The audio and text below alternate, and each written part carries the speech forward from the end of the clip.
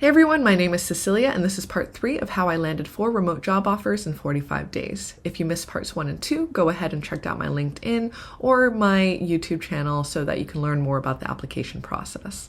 This will cover the initial interviews and what my experience was. So, in terms of stats, I had 13 first rounds with a combination of recruiters and hiring managers, and then 24 second rounds with future colleagues in individual panel rounds and then hiring managers as well. This was the highest number of individual panels that I've ever experienced, so just be braced for a bit of a gauntlet.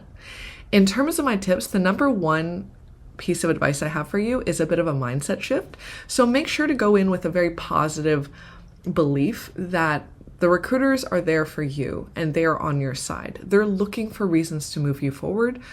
You just have to give them a reason not to knock you out. So I really recommend actually following people like Bonnie, who provides a lot of really great information about how job hunters can really stand out in the market. Really follow her advice. It works. And then another one that I recommend is Katie. And then a third one I recommend is Erin. So all of these 3 are in the recruitment field and they provide a lot of very tangible advice for people. So I'd recommend following them and those in their network. The second piece of advice I have for you is that when you're looking at the JD and the hiring manager, really LinkedIn stalk them. So I'm going to go ahead and pick on Simon. I actually worked with Simon at Sendible, so this is not random. But when it comes to looking at the hiring manager, what I would be looking for on their LinkedIn is kind of any points of contact. So do we have any people in common that we can talk about? What is his background? Are there any fields or companies that I'm familiar with or have worked with or, understand? And then if nothing else, I will look at kind of education, where he came from. And those are all ways that I can then bring up in the conversation in the initial interview to build a connection and a rapport and to show that I've done my research and I really care. So next up is looking at the job description itself. Again, I'm going to pick on Sendible just because I came from there and I know that this role was open. So if in case anyone's looking, Sendible is hiring right now. But when it comes to the JD, what you're looking for is what the responsibilities are going to be, all the different skill sets that they're looking for. And then the reason I actually really like this one is because it shows actually the KPIs and performance metrics so that you have a really good idea of what they're looking for and how you'll be measured.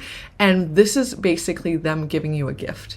They're basically saying, just show us how you hit all these different elements and there's a high probability we'll move you forward. So when it comes to looking at your background, make sure you have a 2 to 5 minute elevator pitch. I'd say 2 to 3 minutes, but if you really need to go on, just because you have a bit more of an extensive background, then 5 minutes is your cap. But from there, also have a few talking points of your experience along with tangible metrics and results that you've driven so that you can bring that up in conversation.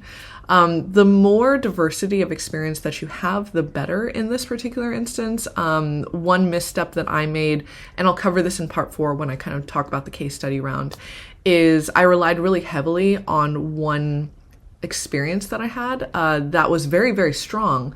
But because I was so hyper-focused on it, I didn't diversify as much as I should have. And so that's a learning from me to you. Next up in terms of tips is to research the website. So I'm going to pick on Loomly, which is the company that I just came from.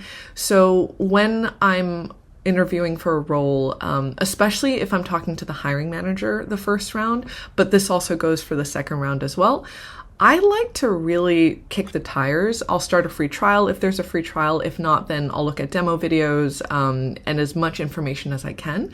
And I'll actually kind of find things that I like, but also little suggestions for improvement. So, depending on the different CTAs that they've got, the different functionality, I'll just kind of find ways that I think I can add value right from the get-go. I'll ask questions, specifically talking about product marketing, if it's sales-led or product-led, if there's a hybrid system in place. And so you just want to come off as, again, being knowledgeable and having done your research and having very targeted questions that are personalized to that interview. So the more that you can personalize your approach and your experience, the more you're going to stand out. I will say something that really helps is using a tool like BuiltWith, where you can actually see what the website was built on. So this is specifically for marketers or product managers, maybe even developers who are looking for jobs. But the more you can be like, oh, I have experience with HubSpot, I have experience with attribution, you know how they build and run their website. This is a really effective way for you to bring up your skill set and make them kind of see how you would fit in with the team. Last up, in terms of my tips, is that I like to bring up competitors. So again, in terms of the research that I do for every single interview, knowing what the market is, who they're up against, where they sit within the field is a really effective way, again, of showing your interest, your excitement, your creativity, and your research skills when it comes to the role.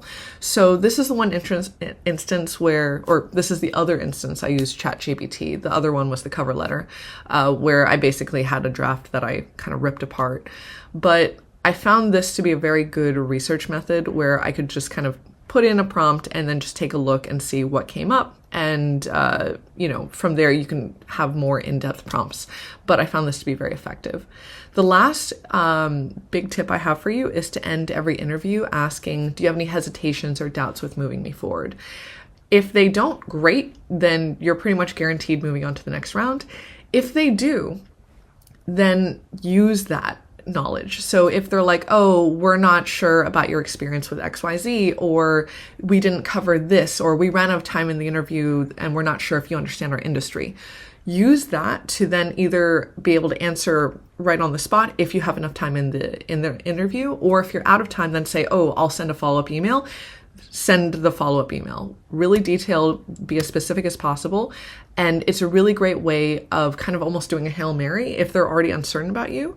You know that information right off the bat and can do something about it and show that you take feedback well. So that's kind of my advice for nailing the initial interview and making sure that you progress onto the case study rounds. Thanks for listening, and stay tuned for part 4. Bye.